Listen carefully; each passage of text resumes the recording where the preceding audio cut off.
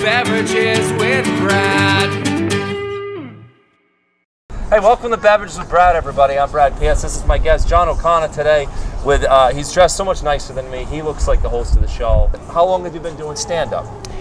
I've been doing it off and on since 2003. Why the off? Tell me the off. There was a couple periods where I just kind of fell out of it. Well, I also have depression and stuff, so I'm I'm not gonna leave the house. I can just sit here. You're such a happy guy. I could just sit here and mope. Have you ever met a comedian who doesn't struggle with depression? I feel like we all do. Maybe just everybody does. Almost I think maybe we're all just miserable because we're all inevitably dying. I think that's the issue, comedian or not. We're all. I feel weird saying such depressing shit in such a beautiful backdrop. This is so nice. We have the fire here. I know, we're going to have to get a B-roll shot of that beautiful fireplace. It's like I'm going to roast a lamb leg in the Mines of Moria. Dude, if you roasted a lamb leg in that, I would be very thrilled. I think that would make this episode a hell of a lot better. Throw on the mesquite! But do you think there's something about depression and being a comedian? Yes and no. I do know a few comics that I don't think deal with it. Okay. Do you know Ahmed Barucha? He was the nicest, it was completely the paradox, I guess. You wouldn't anticipate meeting him, that he'd be a comedian, but he's actually great. Because he seems too happy? He's way too Jimmy happy. Fallon or something? Yeah, happy and normal. And, yeah. Yeah, well, I guess it can happen, unless he just hides it real well. You've been on and off for a long time. Yeah. And when you get out of it, is it always a struggle to come back? It's got to be, right? Sometimes when it's been a while and then I go back, I feel like I'm trying to run through mud. What do you think of Eddie Murphy's had 30 years off and now he's doing a Netflix special? He'll be great, dude. I'm kind of nervous for him. You think he's just going to go out there and kill it? He'll smash it. I think he's just a naturally funny guy. I think there are people that are I'm sure you've met people like that. You've met someone in your real life who you're you of all people should be a comedian. And they're nah. And you're you don't understand the schmucks that think they can do stand-up. And 100%. Some of them work through it and make it. Yeah. And then other ones you just you see that person that's never changed in 20 years. Mitchell from the library is way funnier than this guy or this woman, but it's never going to work because they don't know how to just be themselves in front of a room. Right. You know? Right. Yeah, no, I agree. I've been having this argument with my friend Mike Vellino for a year now. Yeah. Because he's the funniest dude I've ever known. I went to school with him. Everyone in school said he was the funniest guy. He's just, if you're at a party, he's standing there making a group of people laugh, whether they know him, don't. That's just what he does. He's but he won't just do it. He already knows how to work a room. Yeah. Just all he has to do is remember that he'll be a foot taller than everybody else. And that's the same exact thing. Yeah. But come on, Mikey Vellino. Are you living in New York? I heard you moved to New York. I am, yeah. How's that? It sounds miserable. It's one of those things I love it and I hate it. Yeah. I love it because any time of the night you're I want a sandwich. I want ice cream delivered to my front door. Mm-hmm. Whatever it is. I want to go see this band, this play, this whatever, this comedian. Amazing. I would like some black tar heroin. But dude, there's 3 people just in your neighborhood.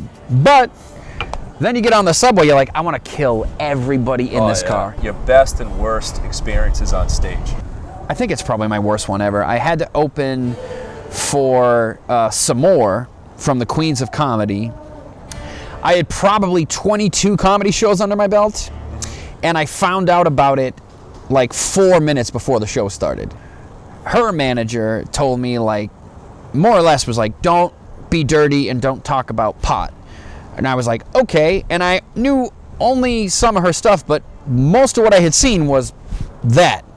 Well, so maybe she wanted to hold all of the dirty pot jokes for herself. Well, yeah, I mean, that's normal. You don't want to step on someone else's act. As a result, I had nothing. I was so scared to mess up. And the only reason I didn't get booed off stage is because I did 4 minutes instead of 10. I did a joke, the whole room stopped, and at the exact same time erupted in laughter. Not at the joke, at how terrible it was. Let's go to the best experience, though. I got to open for Doug Stanhope one time at this place called the Shore Break in Narragansett, Rhode Island. Okay. It's not there anymore. This guy, Jay Cashton, he met me online, and he was hey man, we went to the same high school, not the same years, but I'm opening a bar. Which is a creepy introduction to a relationship, by the way.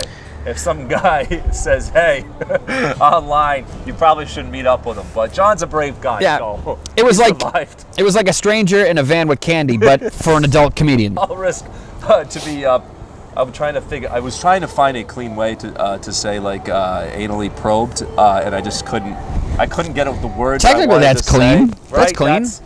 I don't know why. Like I went to like it almost sounded like you were being abducted by an alien. Maybe violated. Violated. That's probably where you were going. Probed is definitely more of a. Probed is experimental. Yeah, probed is not aggressive. Probed is just like, we're doing research. He said, hey, I'm opening a bar. I want to have stand-up in there. We went to the same high school. Do you want to come meet and we'll look at the club? And I said, sure. We had Doug Stanhope in front of like 200 people. And I went out to host, dude, and it was the first time in my comedy career that I did a joke. It got such a huge laugh that it was the first time I caught myself and I was like, wait.